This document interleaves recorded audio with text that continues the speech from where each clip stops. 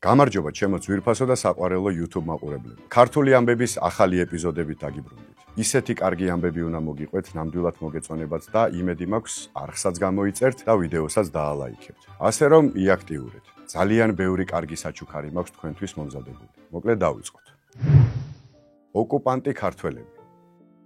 საქართველოს გასაბჭოების ისტორიაზე როცა ვსაუბრობთ, რა თქმა უნდა, პირველ რიგში ვადანაშაულებთ რუსეთს და რუსებს. ეს რა თქმა უნდა ასე იყო, თუმცა საქართველოს ოკუპაციაში სამწუხაროდ აქტიურად მონაწილეობდნენ ქართველებიც და ვფიქრობ, რომ აუცილებელია ვიცოდეთ ვინ იყვნენ და რა მოღალატეობრივი საქმეებით იყვნენ დაკავებულები. ისტორიას ვერავინ დაემალება. ჩემი აზრით, ყველა გმირიც უნდა ვიცოდეთ და ყველა მოღალატეც.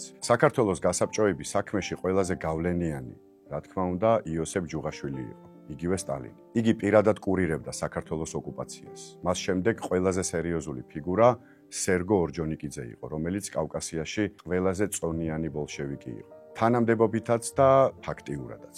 ორჯონიკიძეს მოყვებოდნენ საქართველოს რევკომში შეყვანილი და კავკასიის ფრონტის ჯარებში მყოფი ქართველი ბოლშევიკები. მათ გარდა წითელ არმიაში მეომრებადაც ირიცხებოდნენ ქართველები, რომელთაც საკუთარი სამშობლოს წინააღმდეგ იარაღით ხელში იომეს. მაგალითად, მე-11 არმიის რიგებში ჯავშან მატარებელს მეთაურობდა სიმონ ხმალაძე. სიმონ ხმალაძე რუსეთის სამოქალაქო ომის გმირი იყო. თუმცა საკუთარი სამშობლოს წინააღმდეგ ომშიც გამოიჩინა თავი და თბილისის აღების ოპერაციისთვის წითელი დროშის ორდენიც დაიმსახურა. იცით როგორ დამთავრდა მისი ისტორია? 27 წელს დახვრიტეს. თბილისის აღების ოპერაციის დაგეგმვაში მონაწილეობა მიიღო მე-11 არმიის შტაბში მყოფმა იმპერიის არმიის ყოფილმა გენერალმა ალექსანდრე გაბაშვილმა. რუსებმა ხომ არ იცოდნენ კარგად საქართველო და თბილისი. სამაგიეროდ ჩვენებმა იცოდნენ და დაგეგმეს კიდეც.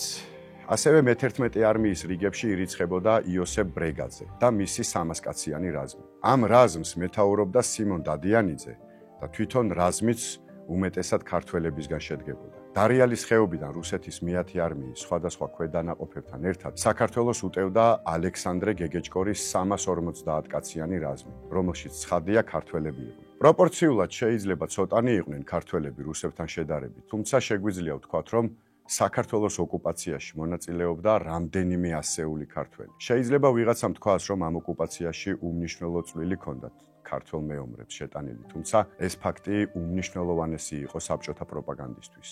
აი ასე მეგობრებო, უნდა ვიცოდეთ რა მოხდა და როგორ მოხდა. იქნებ წარსულის მაგალითზეც დავფიქრდეთ რაღაცეებზე. შეფიცულთა რაზმი. საბჭოთა ოკუპაციაზე ვსაუბრობთ და აქვე გავაგზავნოთ იმ წინააღმდეგობებზე, რაც მაშინვე შეხვდათ დამპყრობლებს. თბილისის გაწითლებიდან 1 წლის შემდეგ ქაქუცა ჩოლოყაშვილი თანამებრძოლებთან ერთად ტყეში გავიდა. იცით რამდენი იყვნენ? 7. სანამ დანარჩენები შეუერთდებოდნენ, სულ რაღაც 7 იყვნენ. ეს რუს ოკუპანტებთან ომის გამოცხადებას ნიშნავდა. რამდენიმე დღეში რაზმმა პანკისის ხეობაში გადაინაცვლა და სოფელ დუისში დაბანაკდა. ქაქუცას ერთ-ერთი თანამებრძოლი ალექსანდრე სულხანიშვილი იგონებდა. იმ მთებში რამდენიმე ფშაველი ცხოვრობდა. აღდგომა დღეს მათ დაგვიკლეს სააღდგომო საკლავი. სტუმრები გვესტუმრდნენ. მათ შორის იყო ხევსური ხევისბერი დიმიტრი ცისკარაული. მას ქაქუცასთვის მიუმართავს. ქაქუცა, შენ წილად ხვდა შენი წინაპრების ნაბრძოლის საქმის გაგრძელება, შენი სამშობლო საკეთილდღეოდ. ამის შემდეგ ხევისბერს რაზმელებისთვის უთქვამს.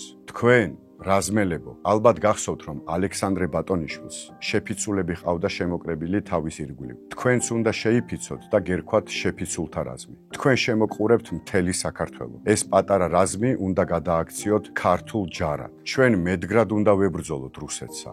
ისაა ჩვენი მთავარი მტერი. ხევისბერი შემდეგ ქაქუცას მიუმართავს თავისი რაზმელებისთვის. დღეს ჩვენი სამშობლო გასაჭირშია. რუსეთმა ხელმეორედ გამოგვლიჯა ხელიდან ჩვენი ქვეყნის დამოუკიდებლობა. დღეს ჩვენ გვხვდა წილად, რომ პირველებმა დავიწყოთ ბრძოლა და მთელს ქვეყნიერებას ვაჩვენოთ, რომ საქართველოს თავისუფლება სურს, თავის მიწა-წყალზე და არ დაემორჩილება არავითარ მტერს. გაუმარჯოს ჩვენი სამშობლოს მომავალს და ამ ჩვენი პატარა რაზმის მისწრაფებას. ამ სიტყვების შემდეგ თანამებრძოლები ხევსურული წესით შეეფიცნენ ერთმანეთს. ხევისბერმა დიმიტრი ცისკარაულმა საკუთარი ხელით გამოჭრა გრძელი წნელი, შეაბა ქართული დროშა და წინ გაუძღვა ბიჭებს. ასე შეიქმნა ქაქუცა ჩოლოყაშვილის შეფიცულთა რაზმი. ზღვისფერი გაქვს თვალები. ეს ამბავი ალბათ უმრავლესობამ კარგად იცით, თუმცა მე მაინც მოგიყვებით. ბევრს უყვარს კონსტანტინე გამსახურდიას ეს ლექსი. ზღვისფერი გაქვს თვალები და თავად გავხარ ზღვას. თუ არ შეგებრალები და მისთხოვდები სხვას, მივატოვებ გაზაფხულზე თესვასა და ხვნას, გადავლახავ ადიდებულ ჭოროხსა და მტკვარს, ცეცხლს გავატან შენ სამყოფელს, შენ სიყვარულს ქარს და მოგიკლავ მოღალატებ მაგ ნაფერებ ქმარს. ზღვისფერი გაქვს თვალები და თავად გავხარ ზღვას. მაგრამ ვის მიუძღვნა ეს ლექსი მწერალმა და რა ვიცით მასზე? თინათინ ჯიქია, უმშვენიერესი ქართველი ქალი, რომლის სილამაზეზე გასულ საუკუნეში ლეგენდები დადიოდა. ის ვლადიმერ ჯიქიას მეუღლე იყო. ვლადიმერი ქართველი ინჟინერი გახლდათ. გეცოდინებათ მისი სახელობის ქუჩა საბურთალოზე. კონსტანტინეს მუქარის რა გითხრათ, თუმცა თინათინ ჯიქიას ქმარი მართლაც მოუკლეს. ის 1937 წელს დახვრიტეს.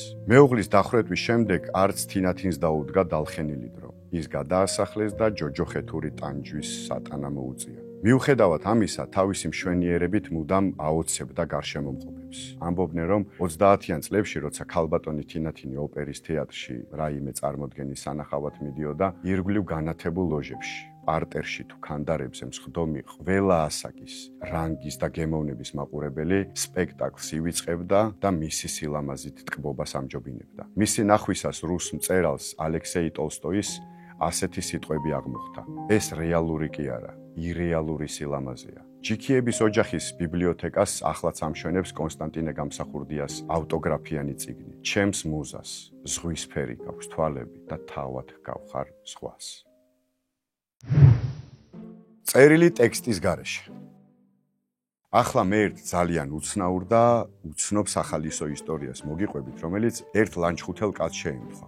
ლანჩხუთში ცხოვრობდა თურმე ერთი კაცი დათია გვარჯალაძე, რომლის წინაპრები საკუთარი სახლიდან აუყრიათ და გაუსახლებიათ. დათია კი მთელი თავისი ცხოვრება მიწაწყლის დაბრუნებისათვის იბრძოდა. ბატონყმობის გადავარდნის შემდეგ ვიღაცას ამ კაცისთვის ურჩევია, ჩადი თბილისში და მეფის ნაცვალს მიმართეთ თხოვნით, დაგიბრუნონ მამული. დათიამაც შეიკერა ახალი ქალამნები და დაეშვა თბილისში. რკინიგზა ახალი გახსნილი ყოფილა მაშინ და სწორედ მატარებლით გადაწყვიტა დათიამ თბილისში ჩამოსვლა. მატარებელი თბილისამდე ჩამოსვლას ძალიან დიდ დროს ანდომებდა. მით უმეტეს მაშინ და ხშირად ჩერდებოდა. უყურა დათიამ ამ მატარებელს, უყურა და იფიქრა ეს როდის ჩავა თბილისამდეო და იცით რა ქნა. ქალამნები გაიხადა, ტყუილად არ გამიცვდეს ფეხზე რომ აცვიაო. ბოლოს როგორც იქნა ჩამოვიდა და კითხვა-კითხვით მიაგნო მეფის ნაცვლის სასახლეს.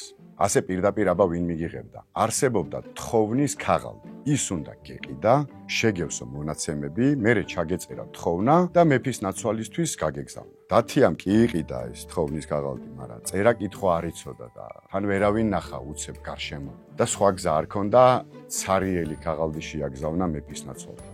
მეფის ნაცვალი განრისხდა ეს ცარიელი ქაღალდი რომ წარუდგინეს და ბრძანა თხოვნელი გააგდეთო. დათიამ მოასწრო და თარჯიმანს უთხრა, რაშიც იყო საქმე, ცარიელი ქაღალდი იმიტომ მოგეცი, წერა-კითხვა არ ვიცოდი, თორე ისე უშენოდაც მივხედავდი ამ საქმესო. მეფის ნაცვალს მოწონებია მისი პასუხი და უბრძანებია დაუბრუნეთ სამოსახლოო. თუმცა დაპირება დარჩა. დათიას არ დაუბრუნეს თავისი კუთვნილი მამული. გამოგვეხმაურეთ კომენტარებში თუ ვინმე ხართ დათია გვარჯალაძის შთამომავალი, მართლა გვაინტერესებს როგორ გაგრძელდა დათიას ამბავი. მოკლედ დღეისთვის სულ ეს იყო. ზარის ღილაკს თუ გააქტიურებთ, პირველი თქვენ გაიგებთ ახალი ეპიზოდი რო დაიდება. ეს კი მალე მოხდება. შეხვედრამდე.